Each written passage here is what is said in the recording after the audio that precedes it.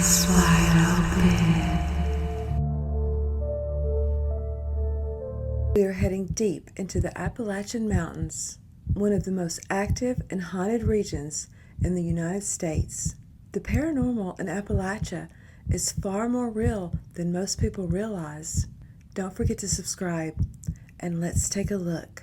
The entity in my house doesn't necessarily like to be talked about or addressed.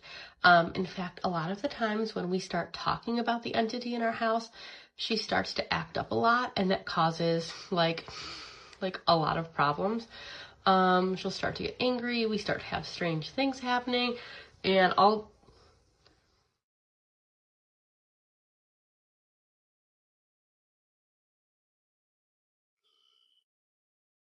Am I bleeding?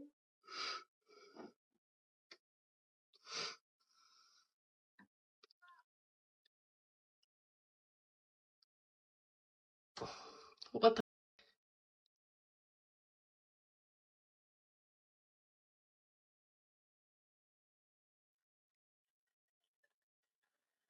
Well, if that doesn't explain why I haven't talked about this in a while, I'm not really sure what will. So, I don't think we're going to further address the entity in my house. You can hear me? Let's do this.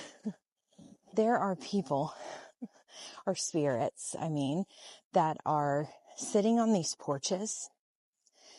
And, they're like waving at me. I think a lot of them don't know that they're dead.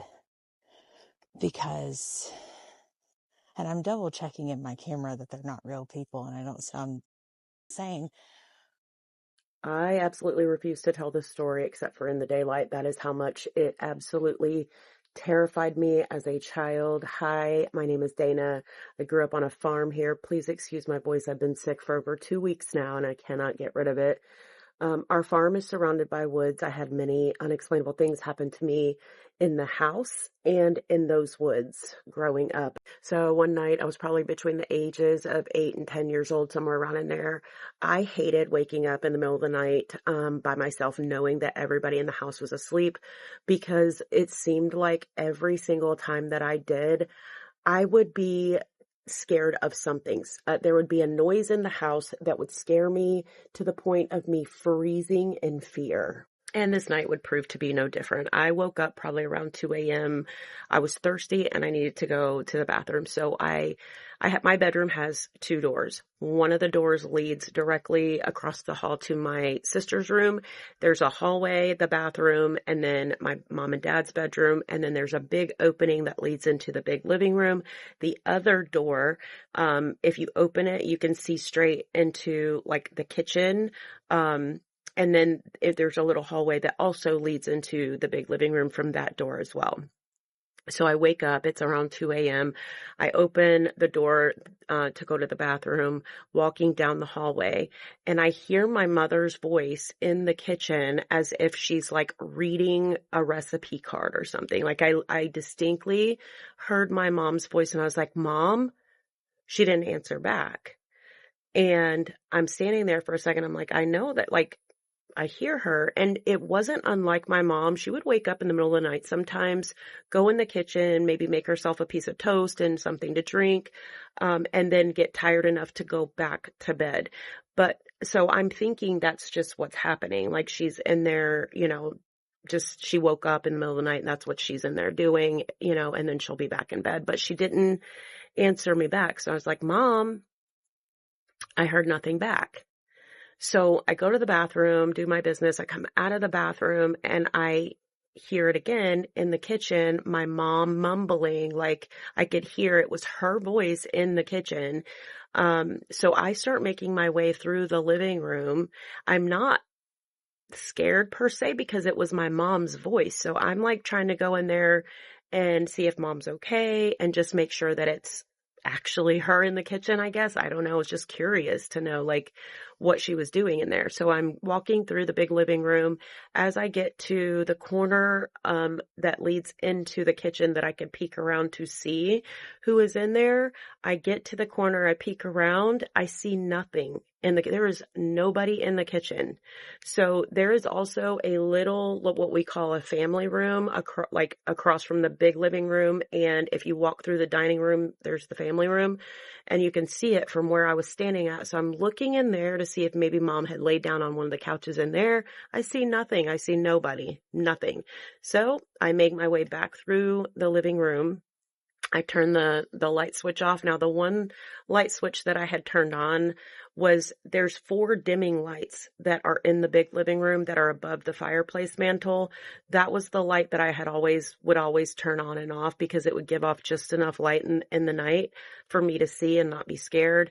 And it was the closest one to flip the switch on. So I went back through the living room, flipped that switch off. I remember doing it because it was habit for me.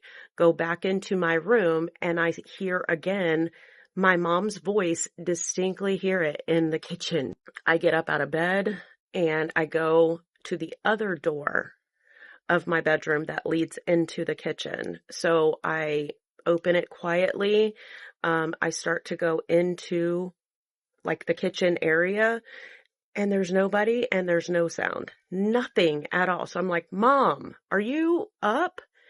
And I hear back it was a delayed response, but I hear back, yeah, I'm in here. And it was like she was saying it from the family room. So I go back around through through the living room so that I could see across into the family room. Like it was distinctly her voice. So I'm looking in there. It is pitch black in there. There's no lights on in the kitchen or anything, nothing. So I'm like, this is so strange. And I'm like, Mom, where are you? Where did you go? And she said, I'm out here. Now it sounded like she was on the porch, literally on the porch. So I go to the family room where the door leads to the porch area. The door was wide open. It was literally wide open. My parents always locked the doors at night, shut the lights off. They did their nighttime routine in all of that at the house. So I'm like, my mom and dad would not leave this door open, but if Mom's up, what the heck is she doing outside? So I'm like, Mom, where are you? She said, I'm over here. And now I hear it behind me. So now I'm getting scared. My heart is pitter-pattering so quickly. I run through the house to get back through the house. The lights in the living room that I had turned off before, they were on, and they were dimming on and off, on and off. I was freaked out.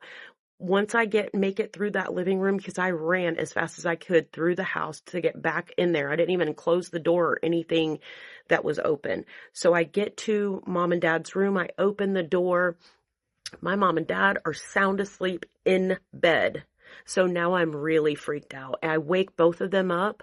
My mom gets up and I'm like, Mom, you were just outside. And she's like, no, I've been in bed. She's like, come on, Dana, let's go walk through the house. Cause that's what we would do whenever I would wake up in the middle of the night and hear something. We would walk together so that she could show me that there's nothing wrong.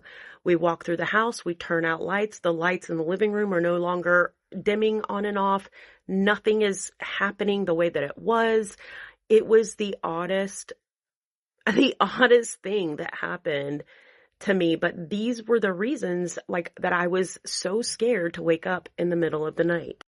I've never been one to believe in the paranormal, but I'm going to tell you guys a story of when there was a demon in my house. Now that sounds crazy. I feel crazy talking about it. I don't like talking about it, but it happened. I'm 100% certain of what I saw. Let's talk about it. Grab some snacks or something. Here we go. I had just bought my first house. It was built in the mid-30s. It never creaked, never made any noises. It was a solid structure. I come home from an oil field shift. I go crawl in bed after my usual routine, brushing my teeth, locking my doors. I jump in bed. I fall asleep and immediately I have a nightmare. Now, most nightmares, zombies running around, somebody breaking into the house, killer clown, whatever. You wake up, you realize it's a nightmare, you go back to sleep. No harm, no foul. Like that feeling of fear doesn't stick around. Like you realize, oh, it was fake. Let me tell you about this nightmare I had. I was in my room and sitting up in bed. But in the back of my head, I knew I'm laying down, I'm sleeping, I'm having a dream. But for some reason, I am sitting up and I'm looking through my room to the other side of my room where my door's at, and then there's a hallway and then my bathroom. At the time, my door's closed to the hallway, but it starts opening. And as it opens, I see that there's a hand on the door pushing it towards the frame. It pushes it all the way open, and the hand pulls back. I'm freaking out a little bit. I am like sitting up in my bed in my dream, and I am looking at the door, waiting to see whatever's coming in. That's when I saw it. I don't know any other way of explaining it. It put its right hand on the ground. It was kind of crouched. Another hand came around the door frame, and it appeared and looked into my room and looked directly at me. It was humanoid. It was about my size, and it was like if you took all the facial features and the eyes from somebody, and it was just skin wrapped around a skull. But it was looking at me, and I knew it was looking at me, and I was looking at it. My heart is pounding. At that time, I wake up. I shoot up out of bed. I am sitting up. I now can see exactly like I was seeing in my dream, but there's nothing there. And I am screaming. I wake up screaming. And once I realize I'm awake, I stop and my heart is pounding and my brain is thinking that was just a dream, right? We're going to be able to go right back to sleep, right? But something inside of me said that was not a dream. There is still something right there. I can feel its presence. I feel like I'm being watched. The back of my neck feels like it's itching with something crawling around. Something's wrong. I'm in danger. I've never woke up and felt like I was still actively in danger before. I reach over to my nightstand to grab my Bluetooth hole puncher. And at that moment, I turn, I look at the door where that thing was, and I shit you not, there was a voice. And it said, "That is a demon." And immediately I just came to that conclusion. I dug underneath my Bluetooth hole puncher. I grabbed my Bible. I flipped it to halfway through my Bible and I started reading. I wasn't reading just to me. I wasn't reading in my head. I was announcing the words off the page to the house. And this is where the crazy stuff really started happening. As soon as I started reading from the Bible, it sounded like whatever that thing was pushed itself off of my door. There was a physical sound. The tiles in my house, in that hallway, started creaking. I am panicking. My house doesn't make noises. Then, I can't even tell you guys, there's no words to describe how horrendous this sound was. It sounded like somebody was crawling up my bathroom wall. 200 pounds maybe, like reaching up and scraping at my wall. I look up and I am looking down my hallway into my bathroom. The curtains of my shower are waving. My heart stops, dude. I am so scared, and I thought there has to be an explanation. This is an earthquake. And I look over to my right at my nightstand where my glass of water sat, and it was perfectly flat. There wasn't a ripple. It didn't move. Nothing. I am about to pass out at this point from just pure fear. Go back down. I'm reading from the Bible as fast as I can, as loud as I can. It sounds like whatever that thing is in my bathroom crawls up the wall into the roof and leaps away. My house goes from shaking with noise to complete silence. I don't even look up. I reach over, I grab my remote, I turn on Bible verses on YouTube, I turn it up to 50, and I stand up and I walk over and I shut all the doors in my house. I grab my Bible, my rosary, and I walk through my house, one room at a time, opening each door, walking into it, and announcing the words from the Bible. I do that in every room. I go back to my own room, I lock the door, close the door, and I go back to sleep, and I have the best sleep of my entire life. From that day, I have never gotten past that. I could die right now. If you told me, Cody, somebody is going to come and take your life if you don't say that this wasn't true, I would be willing to die for it. 100%. I know exactly what I felt. I know what I saw. I know what it was. And I'm not that kind of person. You can look through all my videos, everything I ever talk about. You'll never hear anything like this. There was something on a spiritual level going on there, and I saw physical proof of it. I had never been somebody for the paranormal, but after that day, I knew that there were demons and evil creatures running around. There was something in there that when I opened up that Bible and I started reading, it ran away. It was one of the most unbelievable experiences of my entire life. And in my new house, I wrote scripture all throughout the structure of it. I got the crucifix, the statue of Mary, a little picture of St. Michael. I've got rosaries and Bibles laying all over the place. I do not play any games anymore. Like I said, I know what I saw. And it was one of the scariest things that's ever happened to me. Hello, my name is Morgan. I am from Southwest Virginia in just the smack dab middle of the Appalachian Mountains.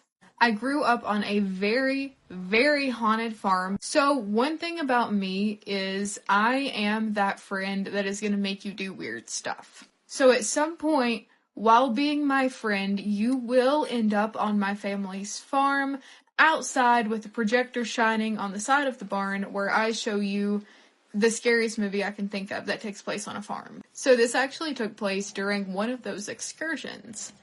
We had to finish up the movie, everyone was on edge and just wanting to go home, and like, me too. It scares me too, I'm not immune to being scared, so I was also packing up kind of quickly. Well, we had borrowed one of my parents' fold-out tables because we had done like a little grilling, so we put all of the hamburgers and stuff on this white fold-out table, and my mom was like, hey, whenever you're done, just fold it back up and set it inside the barn, and I was like, gotcha. So I've folded this table back up, I'm walking back over to the entrance of the barn, and everyone else is still to the side of the barn. I open up the barn door, and I slide the table in. It's very dark in the barn, but I see someone standing in the barn. It was an older woman. She was scowling at me. I very much recall what she was wearing, like down to a T. I know what her face looked like. She was not happy to see me. I could tell she wasn't like a physical person because she was a little bit translucent. So I back out of the barn. I'm like, so sorry. Turn around, go back to the car. Once we're out of the holler where that farm is, I tell everyone what I saw in the barn, and everyone's like, no. So a little bit of time passes. I go back out to that farm. I'm at my parents' house, and I'm casually telling my mom and dad what happened, what I saw in the barn. And as I'm describing this woman, my dad just silently stands up and leaves the room. And I'm like, okay. So he comes back in with this picture, and he just puts it down in front of me. And it is of the woman. It is the woman. And I said, that's her. That's her. Who is that? And he was like, that's your great-grandmother.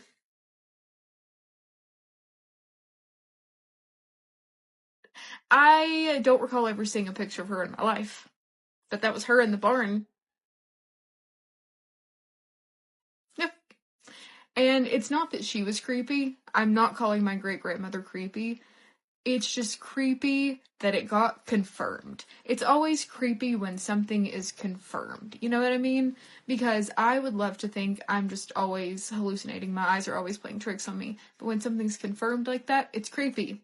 It's creepy. I don't like it. Two of my spooky Appalachian stories. So there was one night my mom was sleeping, and I'm just up doing whatever, drawing on my phone. I couldn't sleep. I was having a really rough time sleeping. And I've always had trouble sleeping, but once we got to this house, my sleeping was just so weird. I'm sitting there, and I hear, like, whispering.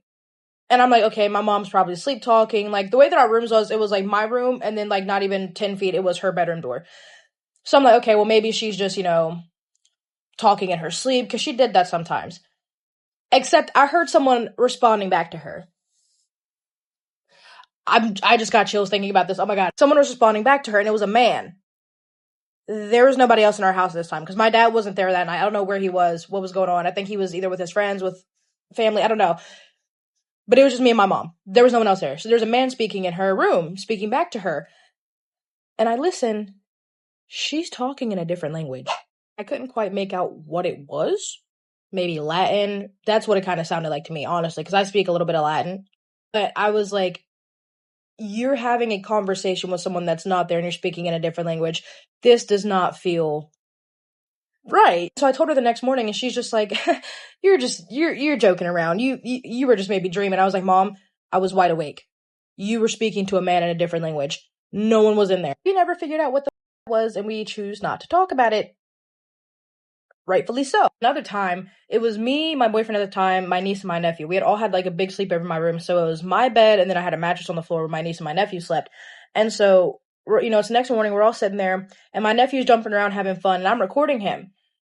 And he randomly falls, and he's like looking around like freaking out. We're just like, you just fell, buddy, you're okay. Tell me why when I watch the video back and put it in slow motion, you can see a hand shove him. And when you watch the video in slow motion, you can see the handprint on his shirt. His body be pushed like that, and you can see him looking around like, what was that? And we asked him about it. He wouldn't say anything. Like, he's a very talkative kid. He would not say anything. He would not answer any questions. He would just go about his day. He would not answer what the saw or what happened to him. If you can see frustration on my face, it's because I've tried to do this video at least like 5 times now, and there's always something distracting me, whether it be bees or the constant heavy rustling of something in the woods across the road from me. I don't know what it is. I can't see it, but it's distracting like crazy. So I'm going to try this. This story takes place in Fort Oglethorpe, the same exact location where the 3 a.m. cannon fire takes place. It involves my son. He was about 6 or 7 at the time. And I can't remember if it was in the spring or the summer. There's so many distractions right now. It was either in the spring or the summer, because I remember there was lots of trees in full bloom. And I remember we were like cleaning up old leaves and stuff. We were in the yard. My husband was in the front with the 2 oldest, and I was in the back with my youngest, the one that's involved in this story. Okay.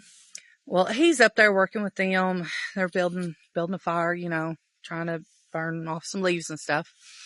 And I'm in the back just cleaning up, doing regular yard work. And I start calling for my youngest. I don't hear him. I don't see him. So I'm walking around the yard, because there's quite a bit of property behind us. I think it was like an acre and a half or something. And some of it kind of flattens out. Then it goes down a hill. Well, I'm hollering for him. I don't hear him. I don't see him. So I keep walking. And I start to holler for him again. And then I hear him. It's like he's talking to somebody. So I'm like, okay. So I start walking toward where I hear him, where he's talking. And I yell out his name. Give me one moment. Okay, where did I leave off? Oh, yeah.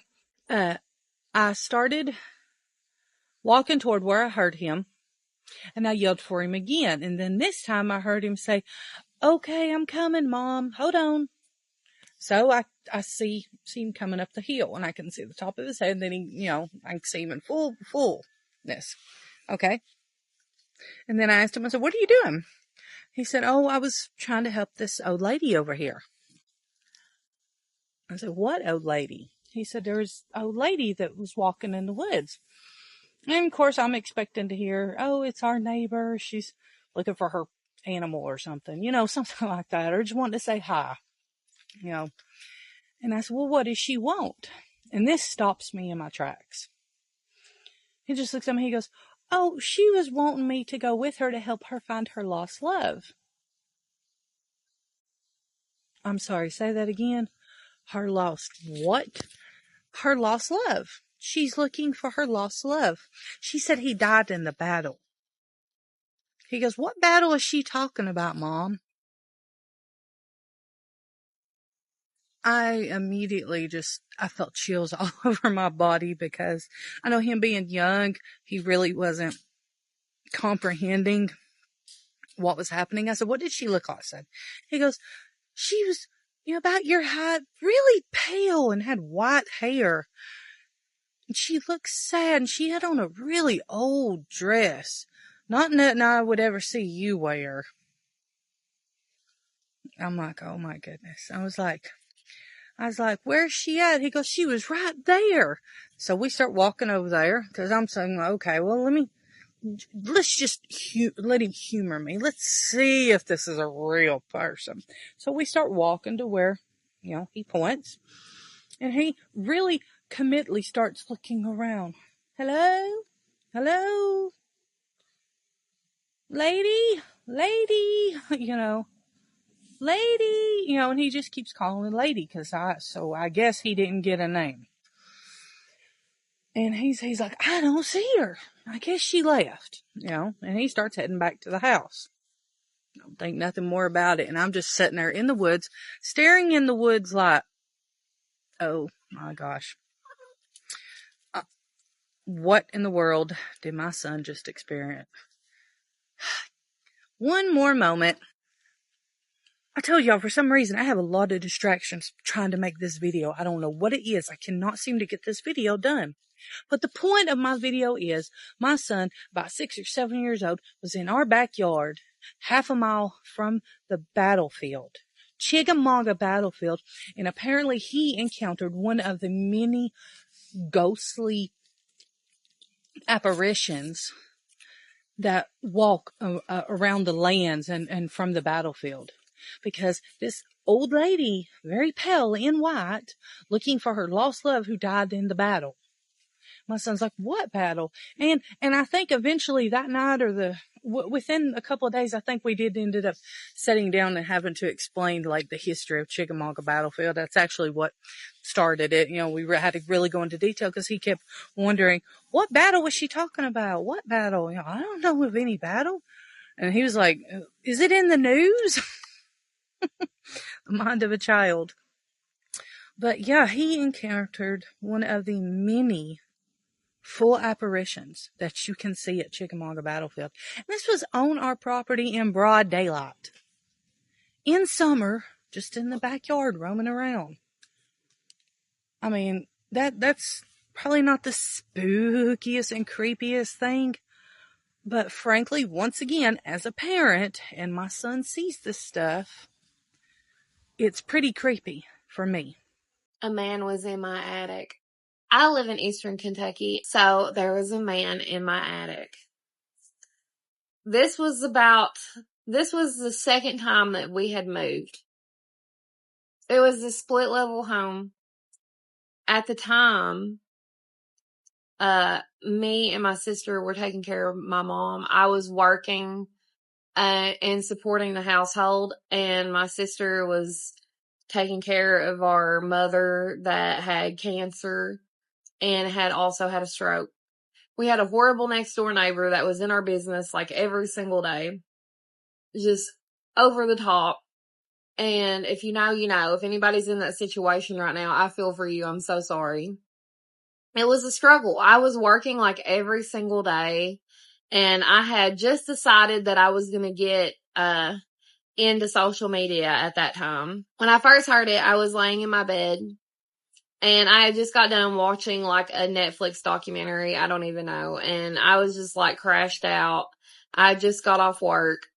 I was tired and I was just chilling. Okay. I was about to go to bed. And all of a sudden I heard something walking directly above my room. And it was odd. It was like a pace, you know, back and forth, back and forth.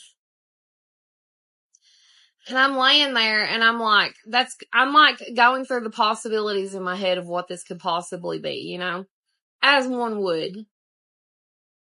By the way, we're in Appalachia at this point, but we're living like right in the middle of town, okay? So I'm thinking, I'm ruling out everything.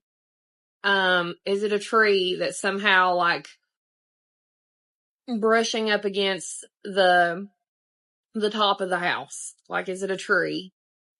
And I'm like, there's no trees around our house at all. Okay. Is it a squirrel? Well, first off, these sound like literal footsteps, and I cannot think of any scenario where a squirrel would sound like a full-grown man in work boots walking across the roof. And I'm like, okay, is the landlord here working on our roof in the middle of the night at 3 a.m.? Probably not. And so I sat there and I'm listening to it. And I'm just thinking like, is somebody in my attic? You know? So I go get my sister. And when I bring her into my room, I'm like, listen to this. And you don't hear anything. He just stops moving. Okay. Well, I started to notice that only I could hear it. And that was really driving me insane. And, at the time, I remember I was married. And, this was my first husband. I was married. And I just like nudged him. And I was like, hey, do you hear that? And he's like, I woke him up. And then as soon as I woke him up, the sound stopped. And it was so annoying to me. So one day I'm laying there, right? And I wish I still had this because I don't have it anymore.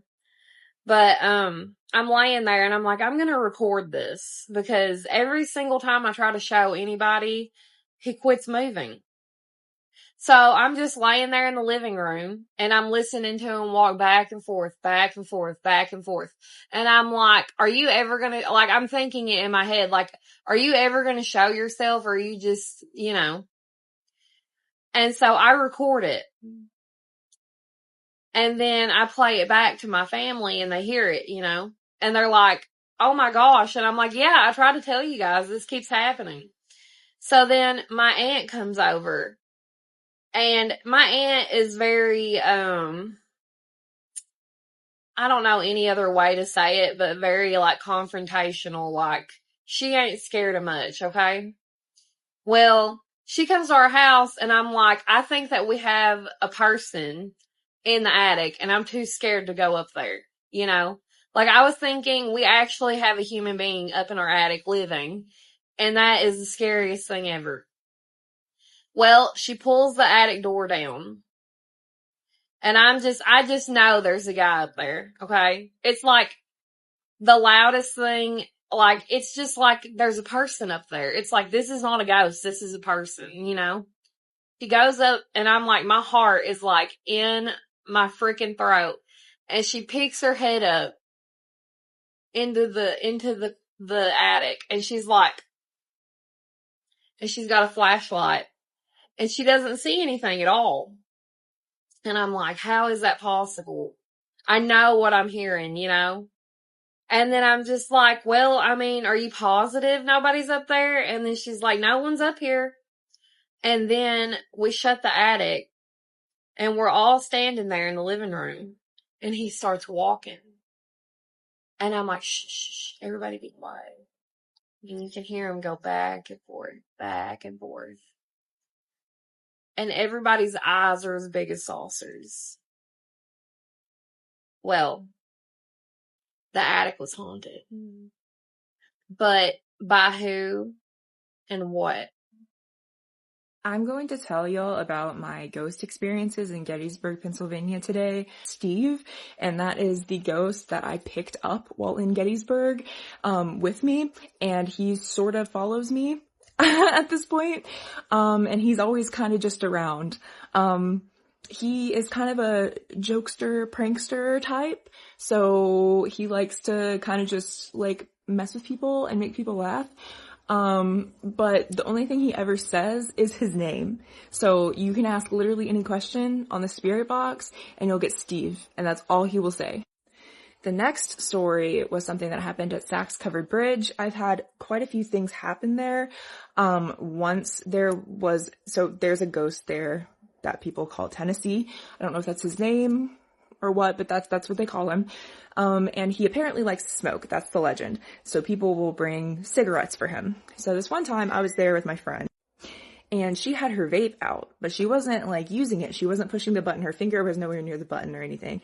And all of a sudden vape started puffing out of it into the wind, and it had never done that before. So she was like, maybe that was him. Don't know for sure, but that was weird. I think it was the same day. Maybe it wasn't, but same friend. We were at Sachs Covered Bridge and we were running the spirit box and we heard screaming for help. Now, the spirit box picks up on radio frequencies and it goes by them rapidly. So every once in a while you will get a little snippet of a voice, but like if it lasts for more than like half a second, it's not from the radio. Like that's not how it works. And this was like several seconds of help, help. And it was really distressing. And later on, I learned what I did not know was that Sachs Covered Bridge apparently served as kind of a field hospital during or after the Battle of Gettysburg. And also it like rained after the battle and a bunch of wounded were laying on the side of the river that goes under it. And people were like drowning and like, it's really horrible. So it's like, did we capture those last minutes, are they like reliving that pain? That's like really horrible to think about, honestly. Another thing that happened was my group and I investigated, well, one of my groups and I investigated the orphanage, and that was a crazy night. We got insane like activity, lots over the spirit box. But the main thing that happened was when we got there, the caretaker, who is now a friend of mine, let us in.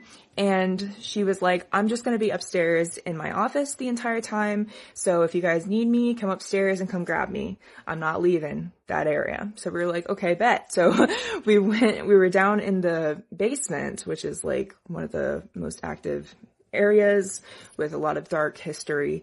And we were sitting down there and we were like, if you can hear us, will you please make a noise? Can you knock? Can you say something? Can you just make a sound? And every time we would ask that, we heard somebody walking around on the floor above us, like really loudly, like borderline stomping. And like the floorboards, which were the ceiling for us, were creaking so loud. And it was like every time we asked that question, and we thought it was the caretaker, like it was too much for it to like not be like a person, was what we thought. Well, not be a living person. And we were just like, we were kind of getting a little irritated, like not at her. We were just like, dang it, man. Like, you know, it's just every single time we ask, all of a sudden, you know, she has to move around. And we weren't like mad at her. We were just like, darn, man, you know? So we later on told her about that, and we, like, kind of just like as a laugh, we were like, yeah, we were trying to get stuff, but I guess you were still setting some stuff up there. She was like, what are you talking about? We were like, what? She was like, I was like in my office that entire time. I was not walking over there at all. So it turns out the sound that we were asking for, that we were trying to listen for, that we were like, dang it, we can't hear it. That was the sound that the ghosts were making. And last but not least, this is probably the weirdest one. Like, it's going to make me sound bad, to be honest, but my husband and I were going to Gettysburg at night for dinner around like Christmas time a couple years ago, and we were not there for like ghost hunting purposes. We were literally just there to get dinner and walk around and maybe get some hot chocolate and look at the tree and everything. Like, it was just a festive day, right? So it's dark and we're going through the battlefield, and I'm in the passenger seat, and I look out, and there's this memorial or monument by the road that looked like it was a statue of a general.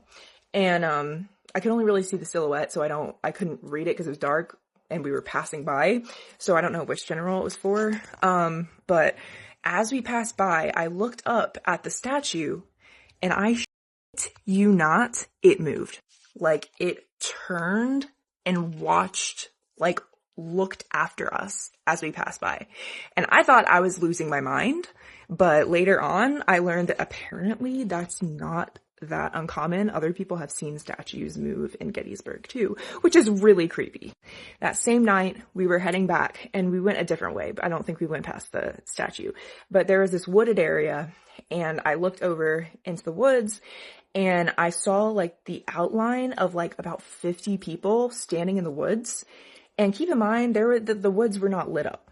Like, I saw this because of like the headlights coming from our car, maybe a street light, but I could only make out like the silhouette, right? And they were just standing there. I couldn't really see any details. Maybe it was just people, maybe it was just like kids, like maybe it was like a cult, I don't know. I'm kidding, by the way. But like, it was weird. And I was just thinking, I was like, what if I was seeing ghost soldiers? Because who would be in the middle of the woods with no lights, like 50 people at night in Gettysburg? Like, there were no reenactments or anything. This is around Christmas. So, what the... That being said, almost every time I go there, I have some kind of experience, whether it's just like a feeling or like smelling gunpowder or things like that. It is a very, very, very haunted city, and it is my favorite city in the world. Hey, a lot of people liked my overnight Walmart shift story. And, oh, since it was in Appalachia, oh, tell me a scary story. What's something scary that happened to you? I have a lot, but I'll just tell you one that's like really like sticking out to me. This happened to me in Walmart before I even started working there. This was just like me shopping there. This is the same Walmart. It was in Western Pennsylvania, really close to West Virginia border. Anyway, this is about a cell phone story, like one of them old 2010 cell phones. It wasn't a flip phone. It was one of those phones that like you slid open and it was a keyboard. Real basic. I think my background was like a sunset or something. I was in the back of the store, real forgetful. I set my phone down. I'm like picking up something, examining it. I left my phone on the shelf. There's no identifying factor. It's my phone. I just want to make that clear. I didn't realize I left my phone, obviously. So I'm just shopping. I continued shopping the whole store. 20 minutes later, I realized, oh dang, I don't have my phone in my pocket. And so I convinced myself, oh, I must have left it in the car. 10 minutes later, I'm finishing up my shopping. I check out, go outside to the parking lot. And I'm like loading my groceries, looking for my phone. It's not there. I close my car door and I get that image like in my head of me setting my phone down when I was examining that thing. I'm like, oh my gosh. Mind you, this is like 45 minutes total after I had set the phone down. But I figured, let me go tell the Walmart employees if someone turns in a phone, it's mine. Because it's not a nice phone. It was an old phone. I was like, no one's going to sell it. I was going to go check where I had set it first, but I'm like sprinting to go walk into the doors. This man, he's wearing really dingy clothing, real dirty, really tall. Looks like he hasn't showered recently. Some 6-foot guy. He stops me and he says, I have your phone. And he just like pulls it out of his back pocket and hands it to me. And because I was just so grateful, I was like, oh my gosh, thank you so much. I'm saying, thank you, thank you. He just like walks out of the store. No bags. He didn't have anything. He just walks off into the parking lot without any shopping bags. Like he hadn't bought anything. He didn't work there. I just want to make that clear. And then as I'm walking back to my car, I realized like there's no identifying factor that this is my phone. Like there's no pictures of me. I never took pictures of myself. I didn't have internet on this phone, so you can't like check my history. I didn't have a Facebook account on it or anything. It's literally just a protecting, right? And I had been in the store for like a good 30, 40 minutes without my phone. So I was just trying to piece together how this random guy picked up my phone and then handed it to me as I realized it just doesn't make sense. In my car, like how like either this man was stalking me, I don't know, but that's something I always think about when someone's like, tell me something creepy that happened in a Walmart. That's one of them. One of the scariest stories to happen to me while riding the back roads of Appalachia. This was a story of when I was about 16 years old in a place called Jackson County, Tennessee with my 2 cousins, Danny and Cody. So we were, teenagers, 16, 17 years old, and we were just out looking for trouble, looking for something to do in a small town that didn't have much of anything really. So we decided we were going to drive the back roads that night, steal some road signs, do a little, beer drinking while we were driving around, just in general, looking for something to get into. That's when my cousin Danny came up with a great idea to go knock on the witch's house. Now, the witch's house in Jackson County, Tennessee, when I was younger, was this old lady that lived next to an area called the Dirt Cave. And that's a time for a whole other video. But this road by the Dirt Cave was one of those gravel roads out in the middle of nowhere that you had to take 3 other middle of nowhere roads to even get to. No street lights, no cell phone service. We're talking dark back roads of the Appalachian Hills. Okay. This old house, I'm not even really sure if it had electricity or not. Everybody knew about the witch's house. It was on a dead-end road, and there was no reason to go down that road unless you lived there or you're going to the Dirt Cave, which is a pretty popular hangout spot. Now, this was pretty late at night. It was getting past, 11, midnight, somewhere in that range. I remember pretty well. It was just a Friday night. We were some dumb kids, and he dared me, or Cody, to go knock on the witch's house. And I looked up to Danny. He's a little bit older than me, so I couldn't back down. I had to go knock on this lady's door. Now, the witch that was out there pretty much kept herself. She would go into town periodically when she needed supplies, so people caught glimpses of her. But she would literally have these rituals with like a giant cauldron, just like you'd imagine from the old stories and cartoons, out in her front yard. And she would have these massive bonfires. And she had like a little bit of a cult following around the town where sometimes 8 to 10 of these people would go out there and they'd do these chants. And they would sacrifice chickens, the whole 9 yards. This isn't just speculation. People would go out there all the time and try to catch them doing stuff, or they'd photograph them from the woods, or, from the road. And super creepy. And everybody would say that she would dispose of all the evidence and all the bodies into the Dirt Cave, which we'll get into that another time. I'm going, I can't chicken out now. We're pulling up to this witch's house, and my cousin has turned off the lights when we were a little back, just using the moonlight to kind of navigate this long driveway she had. And we see this rickety shack of a house, if you can really even call it that. and I'm trying to open the door to we were in a Jeep, and I'm trying to open the door as quietly as I can and just close it real gently so she doesn't hear me. Because, I mean, all nonsense of witches and stuff aside, we're out in the middle of Appalachia. I mean, people will fire upon you for nothing if you're on their property, especially in the dark like this.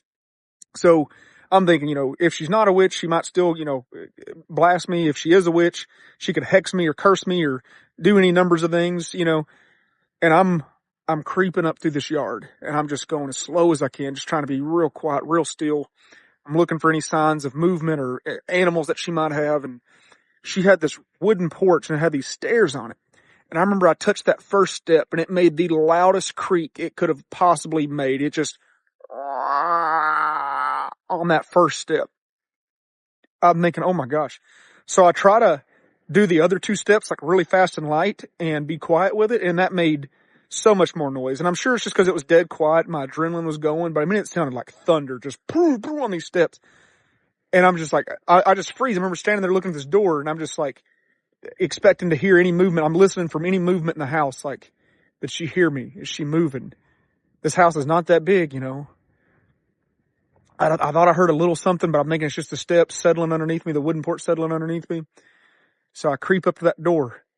And I was going to knock on it real hard so Danny and Cody could hear that I knocked on it. And then I was going to just haul back to the Jeep. That was the plan. That was how it was supposed to go. What happened next was one of the most frightening things that ever happened in my life. I go to hit that door and I go boom, boom. And on that second boom, the door just flies open. And not like somebody pulled it open. Like it was just an old rickety door and my thudding on it, it just knocked the door open. And when that door comes open, probably 6 to 8 feet in front of me is this old woman, eyes big as saucers, mouth wide open, and she's butt naked. Just a, fatter old lady, just butt naked, head to toe. You see it all. The moonlight just illuminated her. There was no lights in that house, and she was pale as a ghost. And I mean, she's just going,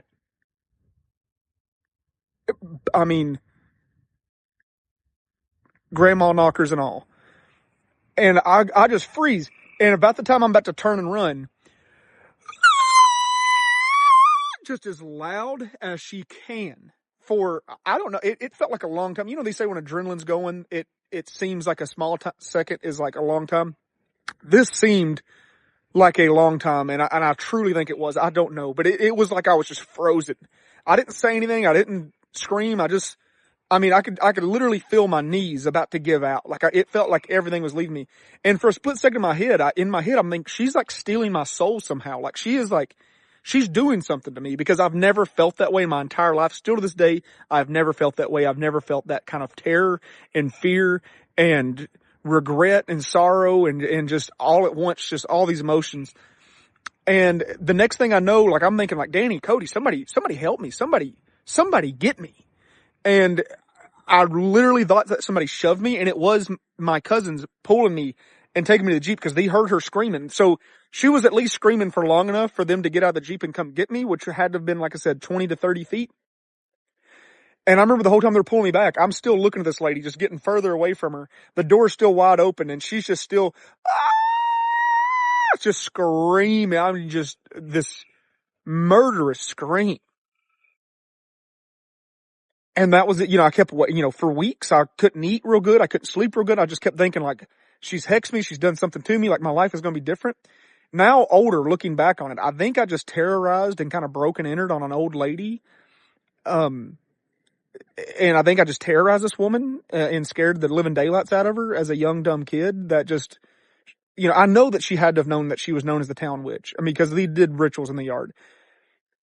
And I wasn't trying to do anything malicious. It was just, I guess I was, but I guess I'm the bad guy in that story. She probably tells all the occult members that I came out there and tried to kidnap her, do something crazy to her. I don't know. It was just a terrifying time for everybody. And Grandma, if you're watching this, I'm sorry. I know you love Danny, and Danny's been your favorite grandchild. I'm just going to go ahead and not throw him under the bus. He wasn't drinking. Me and Cody's were drinking. We were the bad influence on Danny. Please don't be mad at Danny. You've always loved him more than us. We know that. I hope you continue to love him more than us because Danny's a pretty good dude. Now, if you liked this story, it was a goofy, funny story. It was kind of creepy as well, but it was 100% true. If I ever tell you guys that the story happened to me, it is the truth, okay? So we have about 200 acres in the Appalachian Mountains. We're not there full time. So periodically I check the cameras just to see what's there. And what the f is that? What's that? Anybody with a Ring camera understands that if your camera picks up motion, it starts recording. Otherwise, it just takes a picture every minute. And this was captured in one of the pictures. It didn't record. To get an idea, this is the whole view from that camera. This is the road. This is the driveway that you can either go up past there or you can come this way. Okay, so there's the driveway road. There's a gate right there. All along here on the other sides of the pond are these huge ditches that if you were to stand in them, they'd be over your head. Okay, so we get a layout. This tree, road, driveway. This is a deer in the same spot. And if you look over there, you can see the camera caught it, and the camera was recording that deer running from over there to over here. Okay, it was going this way. Camera caught it. You can see in the bottom corner, it says motion detected, that deer. Here is where it caught a car. You can see the car at the end of the driveway. See a vehicle. It caught it. It started recording, caught it. And now here is where you see it just pops up and then it goes away. I'm scrolling with my finger. Here is where it caught deer at night in the same spot. The one on the left is in the same spot. At night, it caught it. Now I know what you're saying. Ring cameras capture weird stuff all the time. That's fine. I get it. Like the time I thought I saw a ghost in the yard. Right here. I thought that looked like a person. Not to mention the fact, if this was an actual person on a horse riding up my driveway, even if the camera didn't detect it, it would have still caught an image every so often of it walking up the driveway. There's no way it could have gotten over the gate, and there's no way that it could have gone in the creek to get onto the property. If you understood how deep this creek is, there's no way that horse could have gone down into the creek and then up and out again onto the property. It just doesn't make sense. Side note, we did discover that there is a cemetery located on our property. So many things have happened there that are just unexplainable. My grandma's house was haunted in the Appalachian Mountains, and the scariest things always happened at night time. So I've always suffered with insomnia since I was little, and it's just a problem. But I moved in with my grandma to take care of her. She had fallen, broken her back, and was not doing well. She was bedridden. So when I moved in with her, I moved into the basement, which I really didn't want to do, but that was the only bedroom in the house, was in the basement. This bedroom was really big, really dark. There's a sliding glass door in it that leads out to the pool patio. And this one night, I was laying there like I always do, can't fall asleep. I look over at the alarm clock. It was 3 a.m. on the dot. I was like, man, I hate 3 a.m. Even back then, I hated 3 a.m. before this happened. 3 a.m. is the witching hour. It's not a good time, especially if you're waking up at nighttime in Appalachia and you look over and it's 3 a.m. So anyways, I turned over and I tried to go to sleep. I was like this. And as soon as I closed my eyes after seeing it was 3 a.m., something hits the end of the bed right beside my feet. And I have chills thinking about this because it was really scary. It was like there was a lot of power behind it. I don't know what it was. I didn't smell any rotten meat or anything, so I don't know what it was, but something was in the room with me and something hit the end of the bed like boom, boom, boom, fast right beside my feet. I literally have chills thinking about this right now. So ever since that happened to me, I mean, that's one of many things that happened in that house, but ever since that happened, I will not sleep with an alarm clock by the bed. If I do wake up in the middle of the night, I don't check my phone because if it's 3 a.m., I don't want to know it. I do not want to know it. And I cannot sleep in the dark anymore. I have to have a nightlight on, even as a grown man. Y'all, if you don't believe in these kind of things, like, that's okay. But when you experience it, you're going to start believing things. So things exist that you don't know about. And just because you don't know about it doesn't mean they don't exist. So a lot of people really need to grasp that and understand it. And if you're going to the Appalachian Mountains for vacation or anything, don't go outside at nighttime. If you hear something, don't investigate. Don't ever walk towards anything that you don't expect. especially at nighttime. And if it's 3 a.m., yeah, you're done for.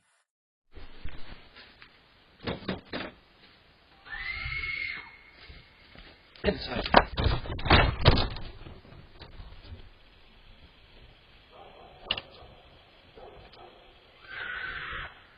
You alright?